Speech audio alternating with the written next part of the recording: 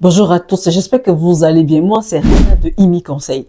Dimanche 18 janvier 2026, j'ai assisté à quelque chose de rare. Une conférence qui ne faisait pas juste parler de l'immigration, mais qui parlait de nous, de notre avenir en tant que société. Elle s'appelait le modèle d'immigration et d'intégration du Québec, défis et propositions. Et elle a eu lieu au collège Ansic à Montréal, pour ceux qui connaissent bien ce collège. Je suis sortie de là avec un mélange de fascination et d'inquiétude parce que ce qui a été exposé, ce n'est ni plus ni moins que le code génétique de notre société québécoise et comment il est aujourd'hui menacé. Dans cette première vidéo d'une série de deux, on ne va pas parler de chiffres bruts ou de scandales. On va commencer par le fondement, par la théorie, par ce fameux modèle québécois dont tout le monde parle, mais que si peu de gens comprennent vraiment. Et je vous préviens, ce que vous allez découvrir, ça change complètement la façon de voir les débats sur l'immigration. Alors, pour poser le décor, il faut vous présenter les deux personnes qui ont structuré ce débat. D'un côté, vous avez Maître Stéphane Enfield, c'est un avocat spécialisé en droit de l'immigration, l'homme qui connaît les lois, les règlements, les procédures et surtout les failles. De l'autre côté, on a Monsieur Stéphane Foggen. Lui, c'est un ingénieur en aérospatial, reconverti dans la gouvernance. Son rôle nous rappelait que derrière les lois, il y a un système. Et qu'un système doit être conçu pour fonctionner, pas pour s'effondrer sous son propre poids. Le message, bien que venant d'horizons différents, se rejoint sur un point crucial. Le Québec n'est pas le Canada. Et ça, ce n'est pas un slogan politique, c'est une réalité historique, juridique et philosophique. Est-ce qu'on se comprend? Et c'est là qu'on entre dans le vif du sujet. Le Québec ne suit pas le modèle canadien du multiculturalisme. Alors, c'est quoi la différence? Laissez-moi vous montrer. À gauche, Dis-moi, à gauche, à gauche, le multiculturalisme canadien, c'est une mosaïque. Imaginez une société où les différentes cultures coexistent côte à côte. L'État reconnaît et protège ces différences.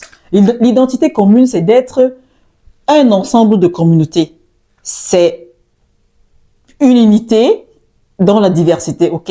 Maintenant, à droite, vous avez l'interculturalisme québécois. Ici, on ne fait pas coexister, on converge. On construit ensemble un projet de société commun avec une langue publique et des valeurs partagées. Peu importe d'où l'on vient, notre identité d'abord, c'est d'être québécois. Ensemble. Là, c'est un creuset, ok?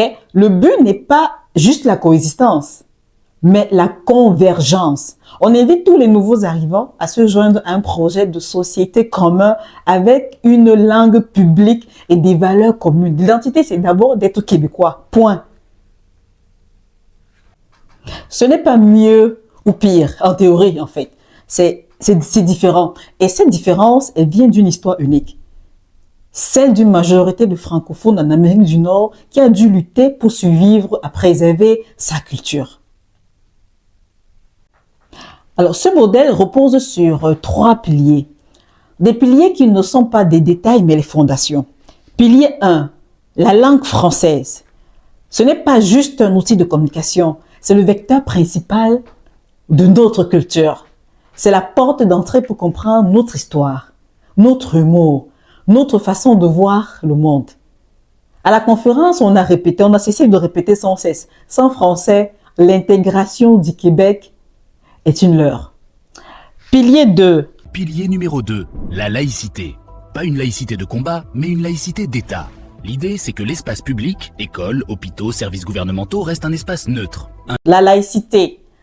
Pas une laïcité de combat, mais une laïcité d'État. L'idée est que l'espace public, les écoles, les hôpitaux, les services gouvernementaux doit être l'espace neutre. Un espace où on se rencontre tous en étant des citoyens égaux au-delà des croyances personnelles. C'est censé créer un terrain d'entente.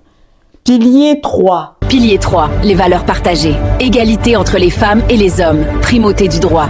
Démocratie. Ici, on les vit ensemble, chaque jour. Parce que ce contrat social nous permet de vivre ensemble. Les valeurs partagées. L'égalité homme-femme. La primauté du droit. La démocratie.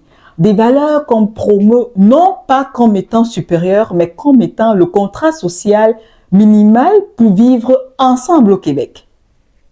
J'espère qu'on se comprend jusqu'ici. La conférence, là, j'aurais souhaité que tous les immigrants, tous les nouveaux arrivants Écoute ça, c'était très intéressant, je vous assure. Son modèle sur le papier, il est beau. Il est vraiment beau. Il est cohérent.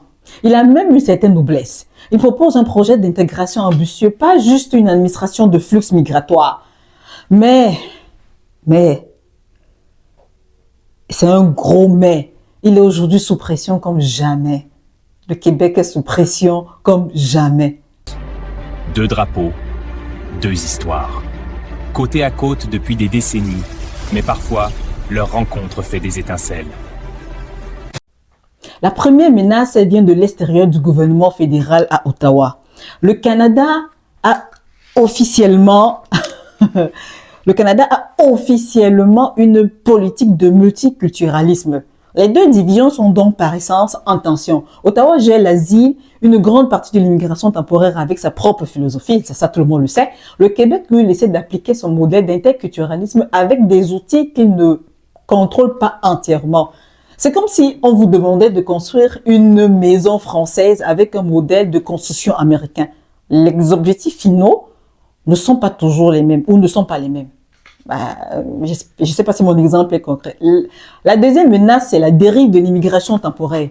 Quand on parle de 600 000 résidents temporaires, étudiants, travailleurs, demandeurs d'asile, on parle des gens qui sont déjà au Québec, mais qui, par définition, ne sont pas dans le processus d'intégration permanente. Ils sont dans un statut transitoire, souvent géré par des règles fédérales. Comment bâtir une société commune avec une telle proportion de personnes en situation temporaire?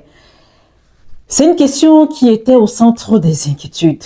Parce que tout le monde, ça fleurait au niveau de nos lèvres de poser cette question. Alors, le modèle québécois est-il une utopie en train de mourir? En théorie, non. Il reste un projet de société fort, clair et distinct. C'est même une grande partie de ce qui fait l'identité et l'attrait du Québec. Mais en pratique, il est gravement malmené, pris en étau entre une philosophie fédérale contraire et une réalité migratoire massive qu'il ne maîtrise pas.